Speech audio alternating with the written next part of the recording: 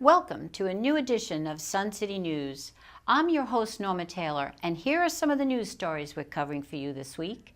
We update you on important community association news.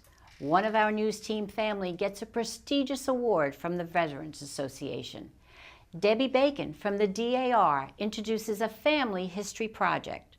Those stories and more are coming up. Sun City News starts now. This is Sun City News with Norma Taylor and the Sun City News team, covering our community and the Lowcountry.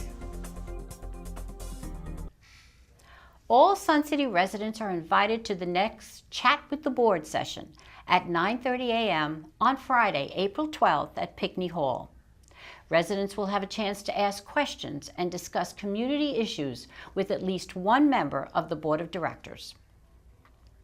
The Sun City Golf Staff and Golf Advisory Committee have adopted an additional Chelsea system point for all play at Argent Lakes Golf Course.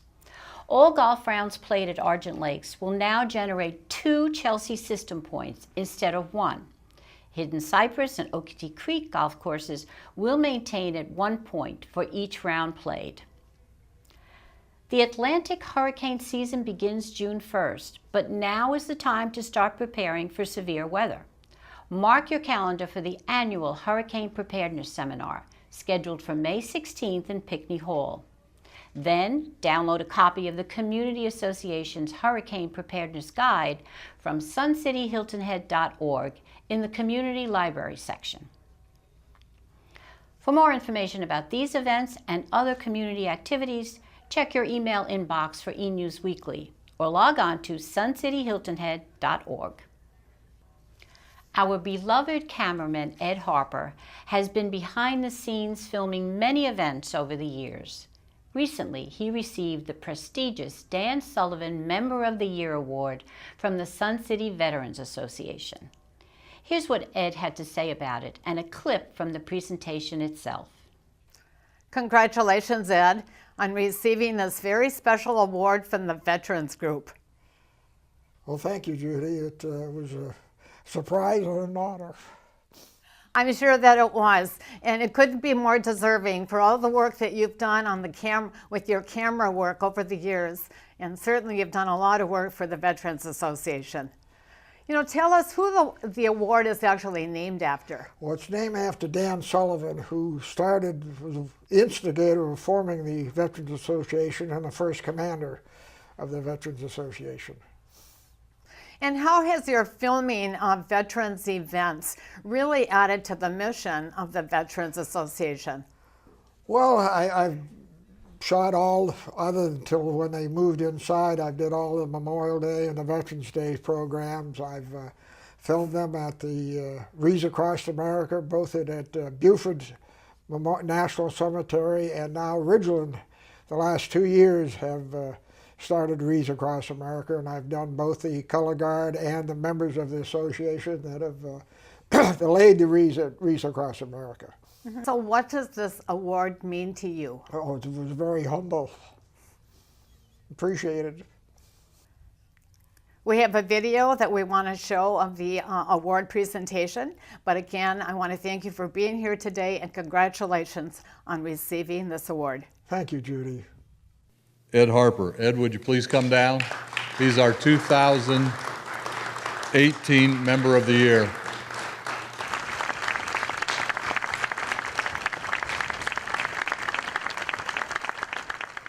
Ed, it's my honor to present you with Member of the Year 2018. Congratulations, you've earned it. Well, thank you all. It was quite a surprise. Thank you again. You're welcome. You earned it. Well, all of us here at Sun City TV want to congratulate you, Ed. It is so well deserved. Debbie Bacon, Emily Geiger Chapter Regent for the Daughters of the American Revolution in Bluffton, is here to tell us about an exciting way to preserve our family histories. A Bible records preservation project for the Bluffton area. Well, that's a first in this area. So what exactly is it and who's doing it?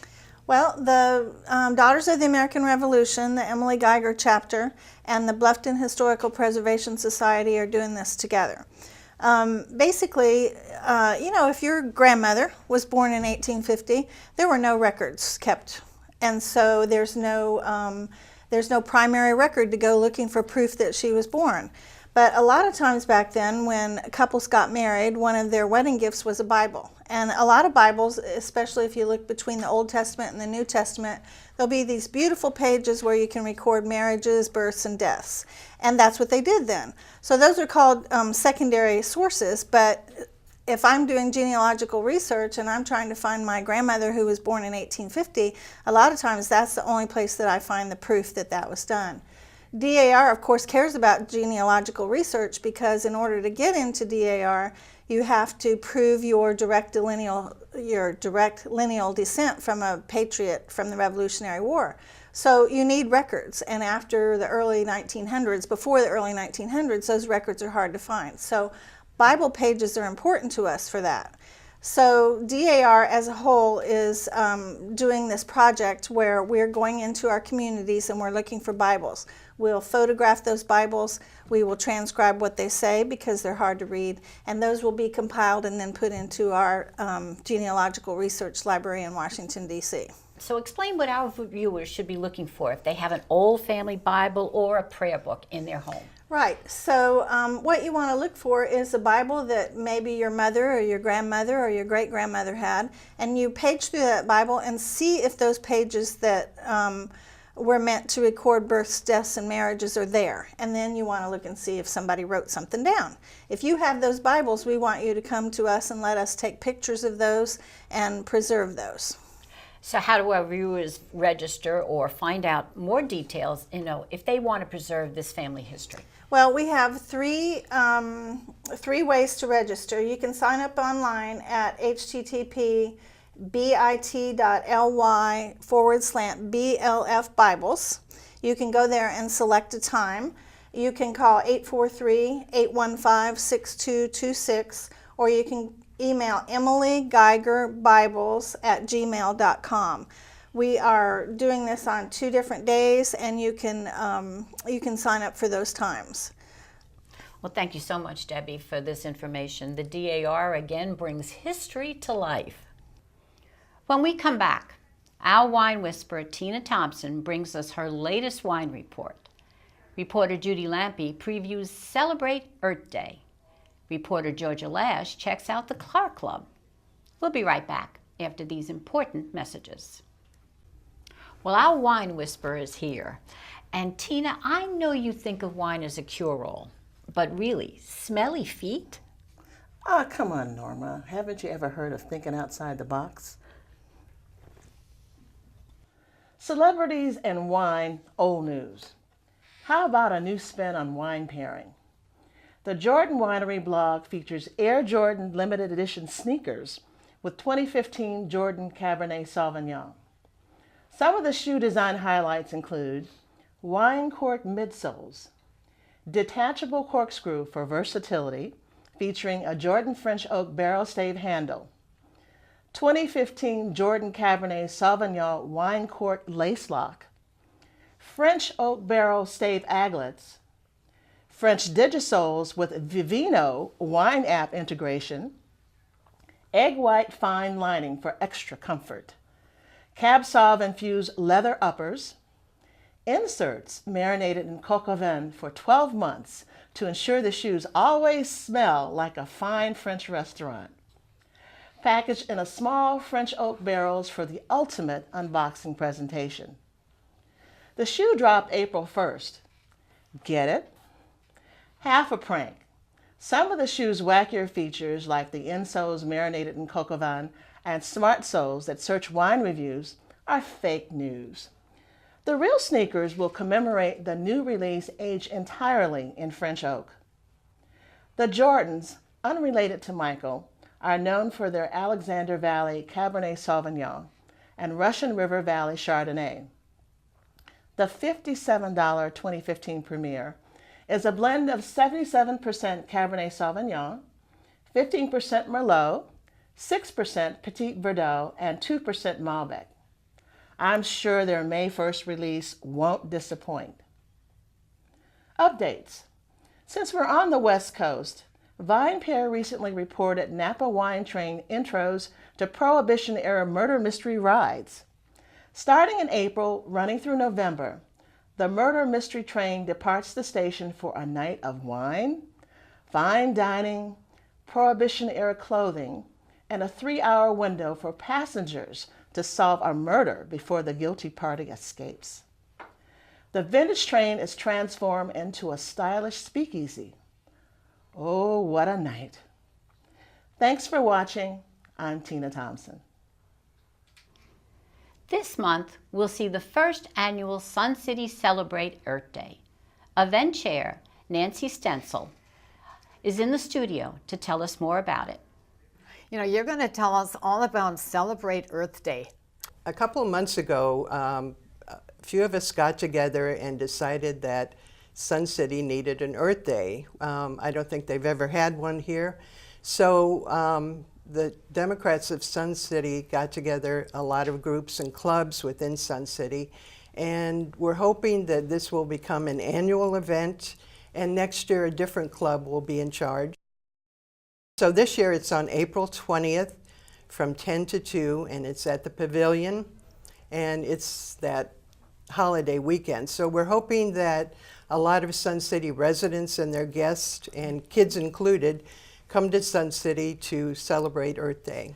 This year is the 49th anniversary of Earth Day nationwide, and the first Earth Day in 1970 had over 2 million people gathered across the country, and it was the largest civil gathering in the United States, and it's also non-political and secular. So they're hoping next year on the 50th anniversary that they'll have 1.2 billion people across the world. Since the theme of this year is Save Our Species. So the Garden Club, the Avant Gardeners, will be talking about attracting pollinators, and the Bird Club will be talking about how to attract birds and how to care for birds. So there's a lot of information about things like waste disposal and what we can do as individuals to help keep our country and our world a little bit cleaner and less polluted. So who can attend this event? It's open to all Sun City residents. It's free, and they can bring their guests, and especially kids. We're going to have activities for kids, and we're going to have part of the pavilion blocked off with picnic tables so people can bring their lunches and participate in the activities. Okay, thank you very much for the information and for being here today. Thank you. Our Sun City Car Club doesn't just get their motors revving. They are dedicated to learning and sharing automotive history. Their April meeting was a tribute to the iconic Ford Mustang, my first car, and even drew members of a Savannah Car Club to join them. Sun City TV checked in on this event and profiled the club for a new Sun City TV show, Let's Go Clubbing. Now here's a glimpse of what you might see when our club show series airs this summer. I'm Doug Wright here with George Lash, and we'll be visiting clubs, finding out what they do on a new show called Let's Go Clubbing. This will be a quarterly production, and we're scheduled to debut in June. Let's take a peek and see how car club members spend their meeting time. I'm here with Roger Louise, the events coordinator for the Sun City Car Club. Roger, this is a monthly meeting, but it looks like a mini car show. Do you do this every month? Yes, that's part of our monthly schedule. We have a car show from 5 to 6 every first Tuesday of the month, and then we have our general meeting at 6 to 7:30 in the ballroom. Now, what dictates whose car gets to be in the little car show here? Well, every month we pick a theme, and this month's theme is the Mustang. We're celebrating the 55th anniversary of the Mustang's production. Well, we have just enjoyed one of the more exciting and fun club events in Sun City. We're glad you joined us. We hope you join us again on Let's Go Clubbing. There is still much more to come on Sun City News. Randy Selman's here with an entertainment report. Chris Chase checks out the adult Learn to Swim classes. And Ray Tapio was at the 10th annual Dinner Dance. We'll return after some messages from our sponsors. Well, it's time for entertainment. So Randy, I hear you've been eyeing local theaters lately.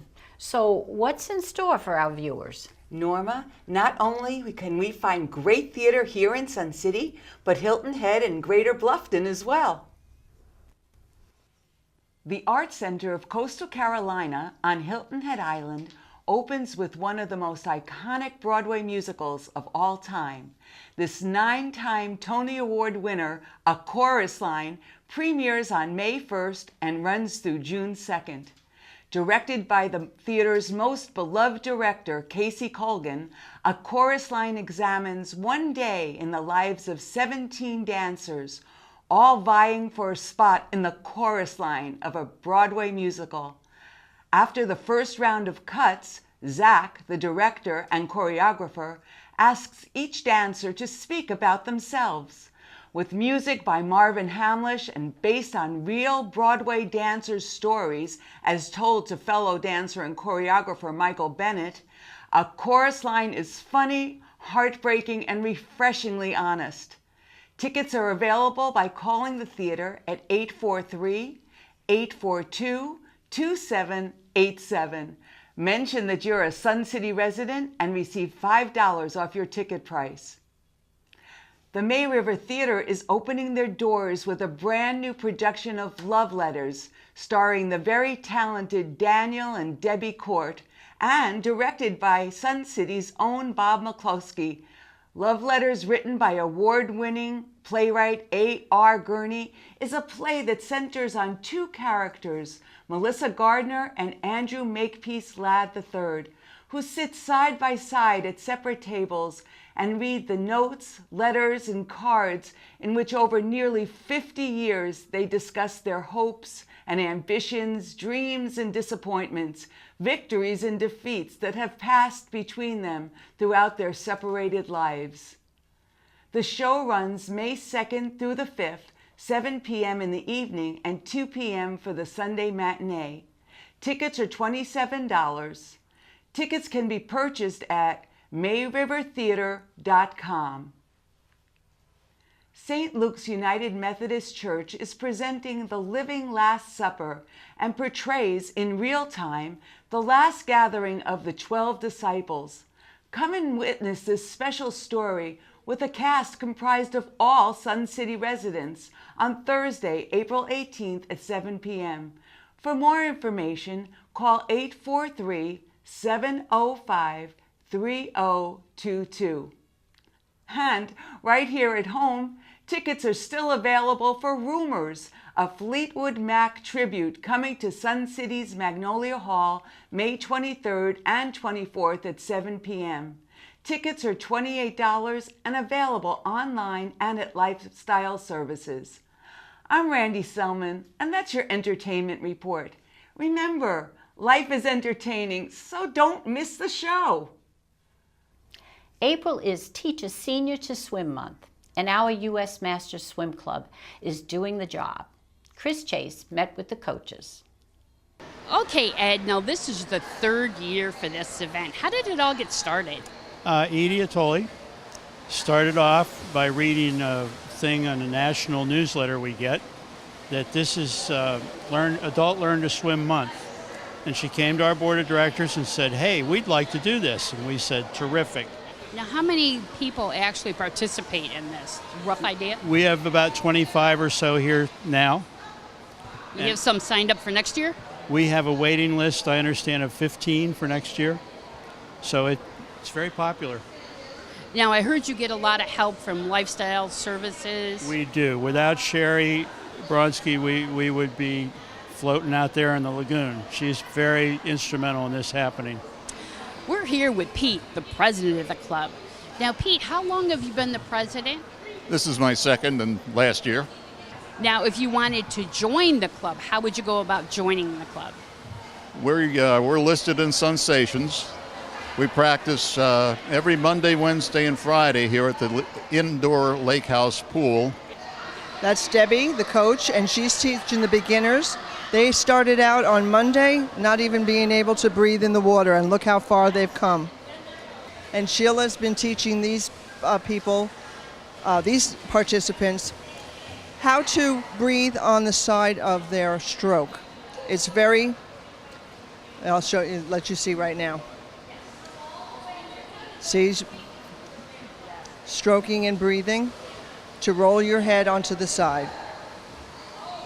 The advanced swimmers, as you can see, they're stroking and breathing perfectly. Well, time for sports. And Ray, you're on deck. So you know that Sun City tennis players really work hard for every win. You know, and they take their play hard too. The Sun City Tennis Association had their annual party, and it was quite colorful. Here are some of the happenings. Aloha, welcome to the Sun City Tennis Association annual dance and dinner, and we're here with one of the originators of this year's event, Diane Dowling and her crew, beautiful young ladies, my God. And Diane, tell us how many people signed up. What's going on this year? Aloha, we have sold out. 264 Tennis Association members are coming to the luau tonight. Then I caught up with our own Norma Taylor and her winning tennis team. Take a look. This is a beautiful team, and the team is called, what's it called, ladies? Fireballs! Hey, our fishing club members will hold a fishing tournament on Tuesday, April 15th at Lake Somerset. This is for members of the club, but should be interesting for non-members to journey on over to the lake for some good fish stories. I am sure you'll want to hear about the big one that got away. Pickleball teams from all over the United States are headed to Sun City for the annual Invitational Tournament. We will get over there to the courts and bring you all the action in our next report. Well, that's this week's update. And as always, remember, it's never too late to have your second childhood right here in Sun City. Ray Tapio for Sun City Sports. Well, that's our show for this week. Thank you for watching. We invite you to check out Sun City TV's weekly program schedule in Sensations magazine. And now check highlights and alerts on Twitter at Sun City TV HHI. Also email us at suncitytvhh@gmail.com. And make sure you tune in next week to find out all the news that's happening in our community. In the meantime, I hope your week is full of only good news. For Sun City News, I'm Norma Taylor, and I'll see you next week. Now, to see extended coverage of your favorite news segments, tune in to Extra. Check the current Sensations magazine for daily times.